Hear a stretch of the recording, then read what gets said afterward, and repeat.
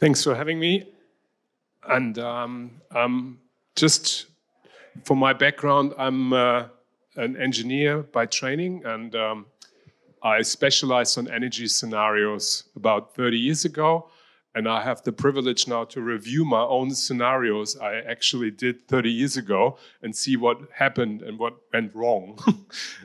So in this presentation, I will give you a quick overview of what we do at the university here at UTS, at Institute for Sustainable Futures.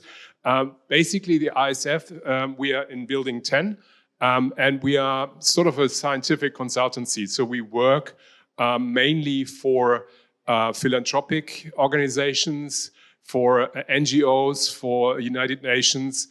So we do a lot of international work. So my personal background is, as you probably hear from my accent, I'm originally German, came to Australia 10 years ago, almost exactly, and leading the international work. So the background of what we do is we would like to remain in a specific carbon budget in order to implement the Paris Climate Agreement to reduce greenhouse gas emissions and phase them out entirely. So what we do is not a prognosis, it's a what-if analysis. Basically, a backcasting, we set a target and then say, what do we need to do in order to achieve it?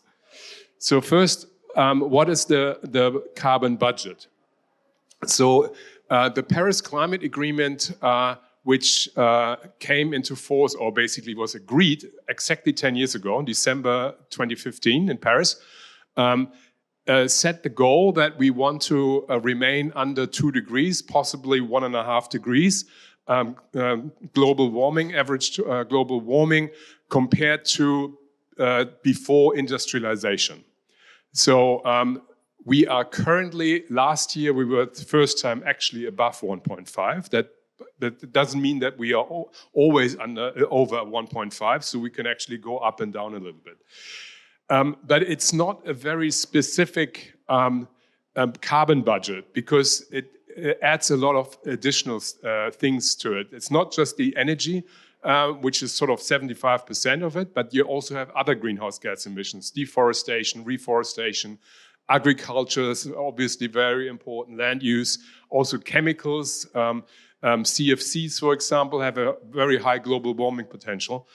So we try to achieve a budget of between 400 and 450 gigatons until we reach total decarbonization.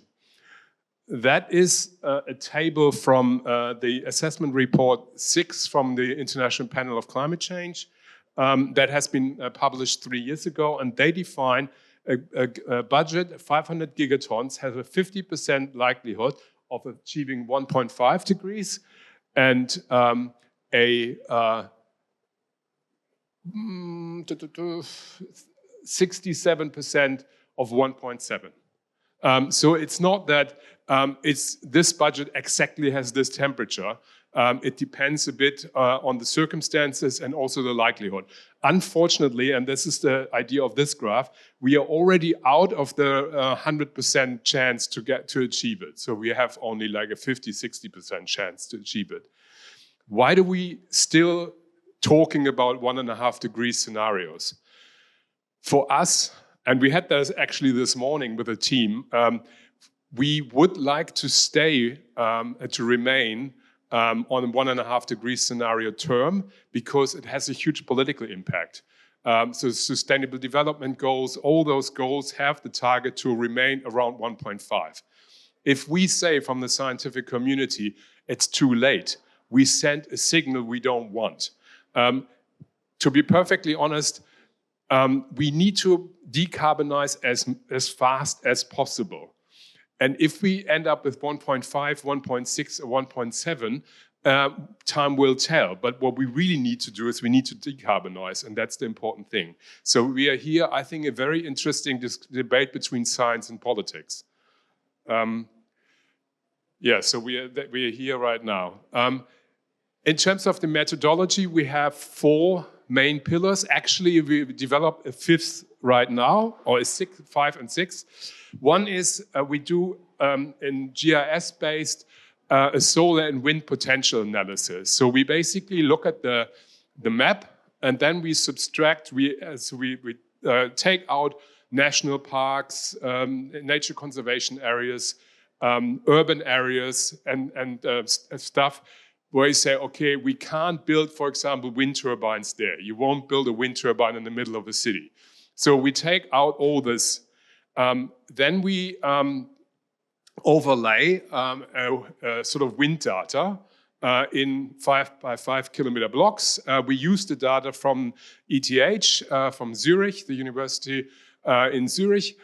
They have a global database for every 5 kilometers for the last 10, 15 years of wind and solar, and in 1 hour resolution. So we basically calculate what is the potential for solar and wind for each country. In order to make sure that when we develop an energy scenario, we won't use more solar or wind power than the country can actually install. We always have the situation, I will come to that a bit later, that we have plenty. There are a few countries where we have actually a limit. For one of the countries we did where we had a limit where we could do 100% renewables, but it was really close. It was Bangladesh, because the land area and the density of the population and also the really bad wind speed there didn't really allow so much wind, so we had to rely almost entirely on solar. So then we do an analysis after we develop an energy scenario in what is the impact of a 5 or 7 year delay. And then this is currently under development.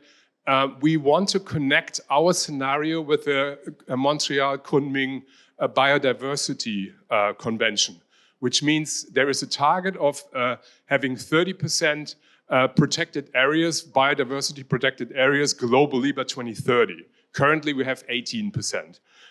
So we would like to connect the biodiversity model with our energy model, which is not really easy, and we're still not there.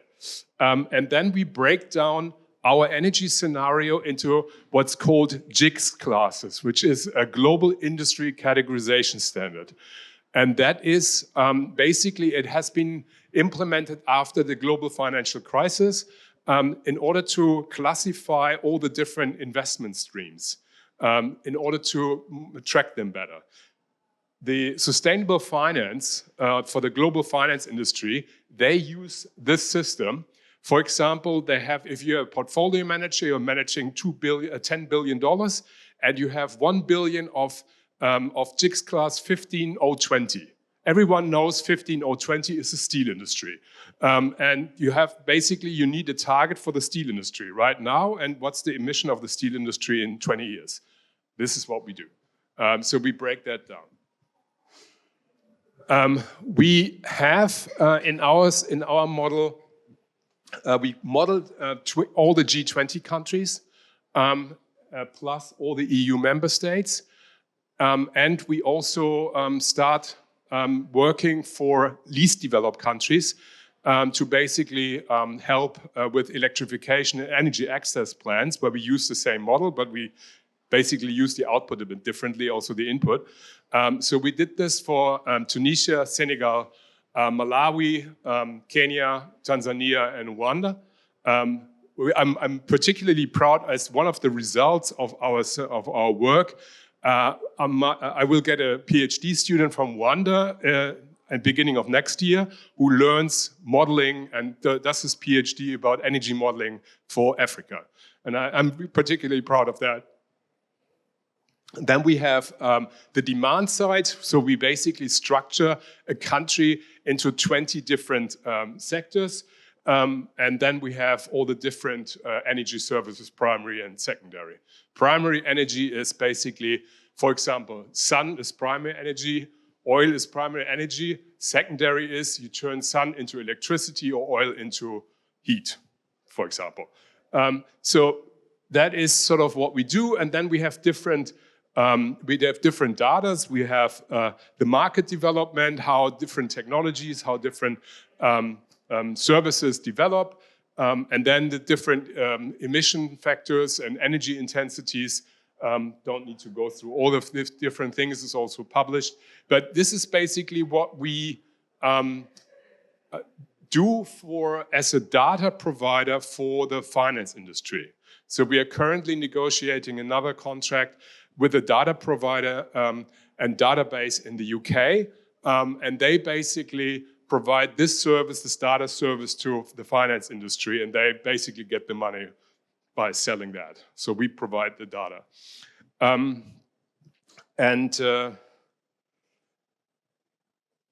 We have, what I already said, we developed a new methodology for the biodiversity framework. I can't present that now because it's still work in progress. And what we start doing is we remodel the International Energy Agency scenarios. The reason for that is the IEA, the International Energy Agency, has no mandate to do country scenarios. So they quite often have only global scenarios. So for example, they have a net zero global scenario, but they are not allowed by their mandate to break that down to country level. The finance institutions, they like to use the International Energy Agency data and not ours. I mean, you know, we are not the International Energy Agency. What they ask us to do is you break down the global scenario from the IEA to a country scenario. And that's basically what we do. And that's not easy because the IEA is not really generous with information. So there's always something missing. If you try to remodel, there's always something missing, but you have to guess or calculate. So the solar and wind analysis, very, very short and sharp. What I already said, we have land cover maps.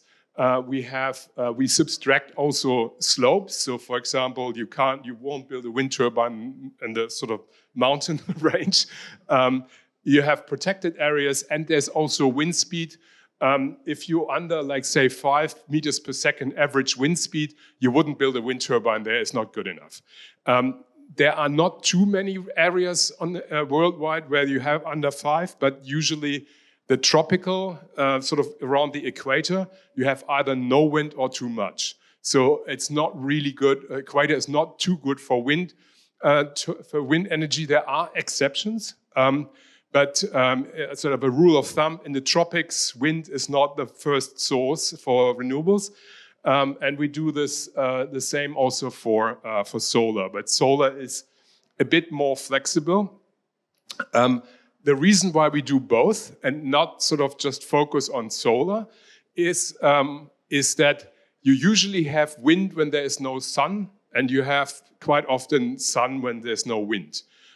So you basically save batteries.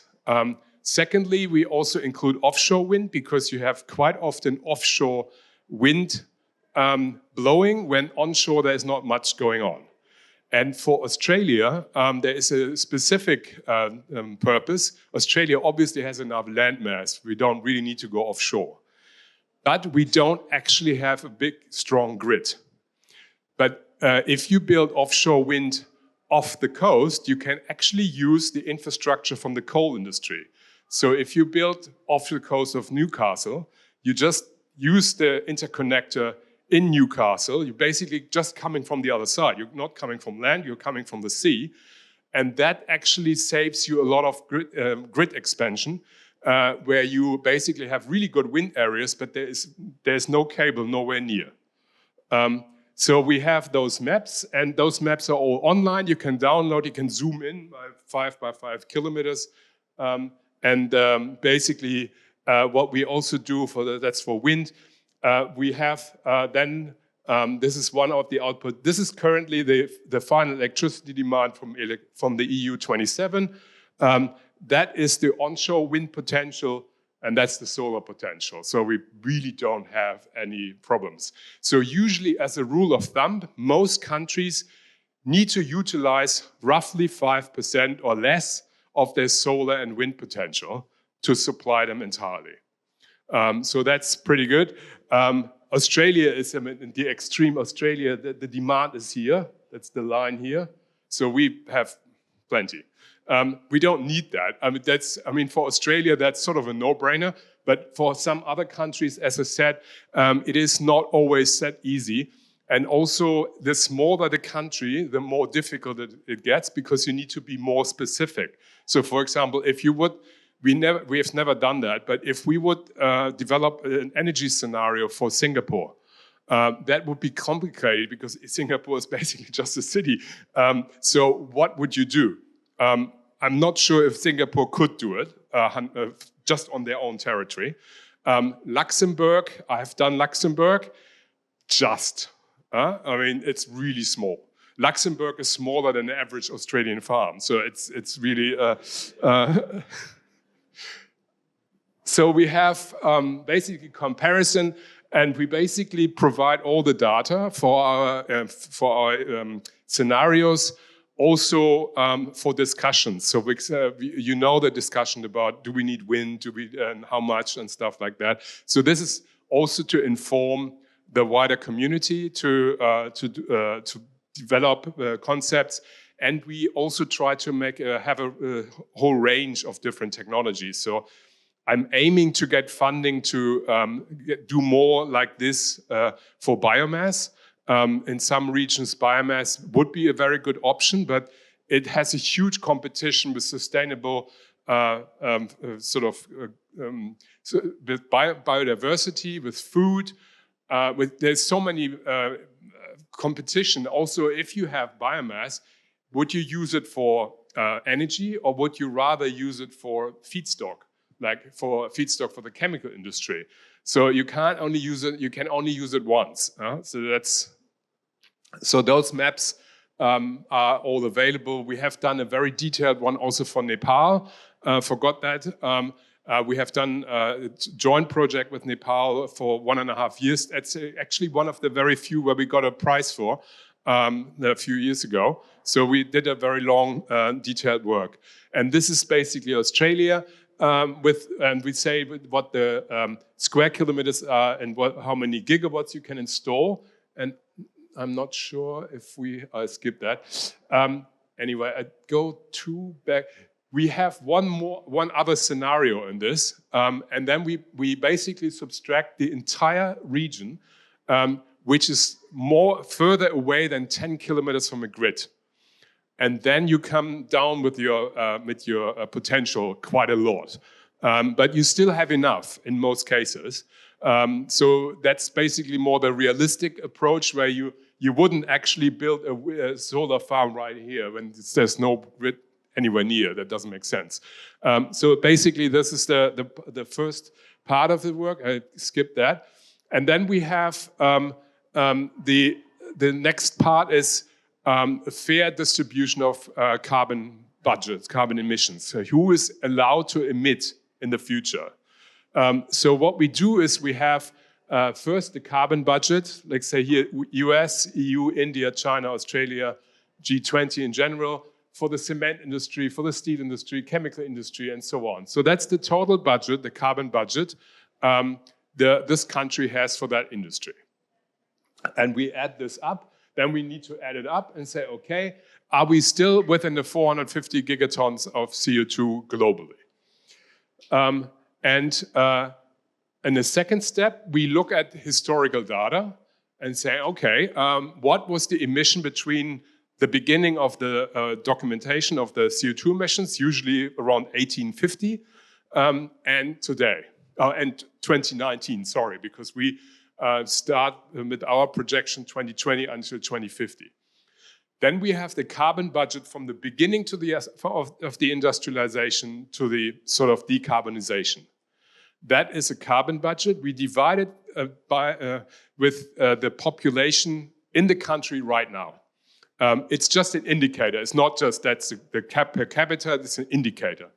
And that gives you then a graph. So it basically at this point is the carbon the per capita carbon indicator in terms of what is the current indicator for the carbon emission for a country. And we look at the average, and for the global stocktake, what's currently under discussion in the United Nations, the climate change program, is basically who gets what budget. We say, okay, everyone above that line needs to pay in a fund, and everyone below the line will get money for the energy transition. The further up you are, the more you need to pay. The further down you are, the more you get. Because what we can't negotiate is the emission itself. Because frankly speaking, and that sounds harsh, a ton emitted by 1 billion people in a developing country or emitted by one very rich person for climate, it doesn't matter. It's just a ton of carbon.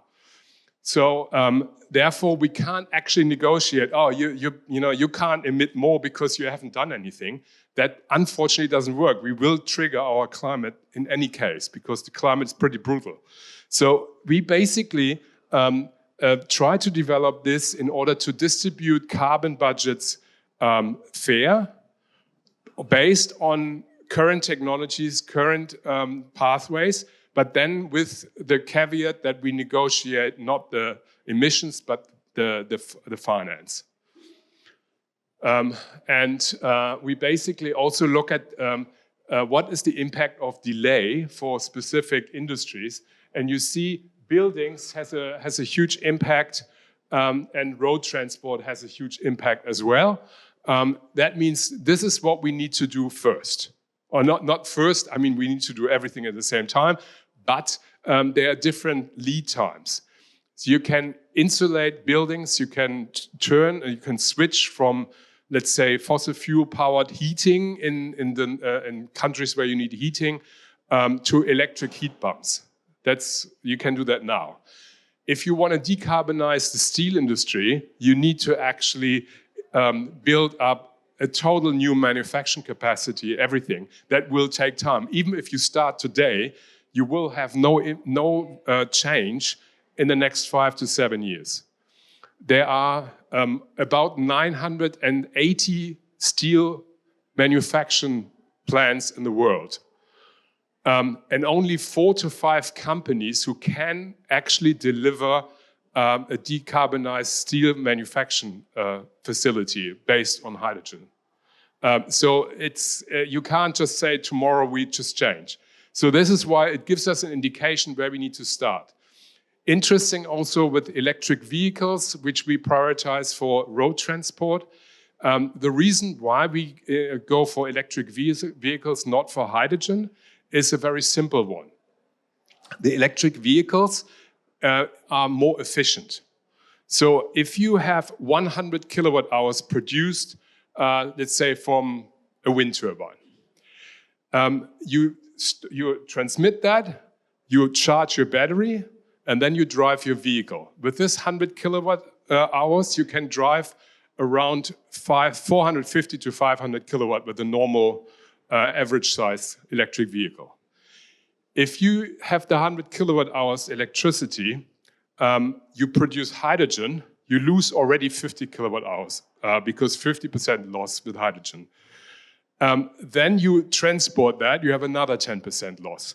Then you have the conversion process in the combustion engine or in a fuel cell, another loss. So what you end up with 100 kilowatt hours, you drive 50 kilometers, not 500. So it's a very technical reason. Why is that still companies promote hydrogen cars? It's pretty easy. First, the fossil fuel industry is very interested because it's still a fuel. It's their business concept. If it's not fuel, if it's electricity, it's totally out of their business concept. They're out of that. Secondly, a combustion engine has the highest value when you sell cars is the engine. So you are really interested in the engine. And you have more moving parts, you have more maintenance. And if electric vehicles has about 30-40% less moving parts, that means if you are a car company, your income is actually by service, not by selling the car in the first place. That's why they really don't interested in electric vehicles, the traditional one. And my German heritage, the German car industry hates electric vehicles because it's just because you can't earn enough money with it. And you will also need less people. So you need about 30 to 40% less workers. So the German car industry has 1 million jobs. So you will lose 250, 300,000 jobs if you change. So that's not a good look. So it's really difficult in the practical terms to actually transit. And then we have we broke down the budget into for the EU countries, and then you have the population share of a country from the EU within the EU and the emission. So it's not always a total fit, but it sort of works. The reason why it's changed. For example, Poland has a very high share of coal, while Austria, for example, has 60% hydropower. So that or like Sweden has almost no CO2 emission with electricity generation because it is either hydrogen or nuclear. And nuclear is replaced now with mainly wind. So that's why they have less emissions. That's the breakdown for the budget, but I just skipped that. And then finally, I would just like to not go through all the details, but just to show you what we sell basically as a consultant. We sell the data where we're saying what is the chemical industry is in the example here. Scope 1, what's the emission right now for a specific country? What will be in the future? Scope 1 is what you actually do in your own process. And then we say also what Scope 2 emissions is. All the Scope 2 emissions are the emissions caused by if you buy services, like you buy electricity. That's Scope 2 emissions. You don't really produce the emission yourself, but you buy it, you use it. That's why you are also responsible. And then Scope 3 is the emissions caused by when you use the product. So, for example, if you have a car, the car industry has a relatively small Scope 1. Scope 2 is also just the energy they need, but Scope 3 is the emissions caused by using the car. And that's why it's quite high. So we basically have that for all the different industry sectors. And I skipped that. And then finally, we had a project last year where the European community has a taxonomy where they basically identify different measures for each industry, down to the different classes. We start here with the main classes of the industry, but then they go further in subclasses. So we try to break down the emissions and the energy demand for all the subclasses, where if you go further south than here, then you just have the very thick rule of thumb, so it's not really detailed. But the taxonomy identifies measures where you basically are in line with the targets and therefore have financial benefits or financial privileges in the economy. I could do a whole presentation just for the taxonomy. Australia actually develops also a taxonomy based quite heavily based on the EU one. So that's why we're really keen on working on the EU taxonomy in order to get into that topic. And then we basically look at the different measures. What is sort of a climate service, an energy service, because they're all very detailed, explained what is a climate service in a specific industry. And last but not least, there are taxonomy economic activities, and the economic activities are defined and also then enable you for or you have targets to do those economic activities. If you don't, you have to pay a penalty or so. So that has an economic impact when you not apply for the taxonomy. That's the reason why it's quite heavily discussed. The problem is it's so super complicated that a lot of people, A, don't understand it, and B, even the industries basically say, oh, it's too complicated. Tell me how much fine do we need to pay. So I think it's a really good example of how not to do a policy if it's too complicated, no one understands it. I just skip that because we don't have time for that. What I want to show you is what we have publicly available. I think I'm sort of in the time. So what we do is we work with clients, and we are quite successful of telling them that if we publish a journal paper, it's influential. So we try to convince them we don't want to have just a normal report. We say, okay, a journal paper is better. As we work with a lot of NGOs and also with like international governments, international organizations, that actually works. And for my team, it's a motivation, because if you don't have publications, you can't apply for promotion. So, that's a no-brainer. So everyone wants to write a paper. So that's what we do. So we did the EU paper. That was the last one last year. And then we have our One Earth Climate Model website here on UTS website. And you can basically click on, you can select a country, you can select an industry, and then you see what's the emission, what is the energy demand, and da-da-da. So basically, this is all a work in progress. And whenever we have a new scenario, we just put that online. And then this is all the website. This is all what you can generate yourself. You can generate the graphs and everything. So for us, that's very important to communicate, because at the end of the day, there are a lot of really good research. There's a lot of good research work out there. But if you don't really communicate it, it's just sort of a bit lost. There was a few years ago, there was a survey that World Bank reports, the average World Bank reports won't get more downloads than 5. And there's probably 4 authors and the mother of the author. So it's really frustrating. I think there were 70% of the World Bank publication never ever got a download. And they have really good data. We use a lot we are probably one of the 5. So it's frustrating. But I think it's also a matter of communicating. Communicating is really important in order to reach your audience and to actually just get it out there. So we have done all those countries. The green one, that's a slide, is a few weeks old. Now we have the yellow and the green ones also completed and published. So we are inching towards covering the entire world.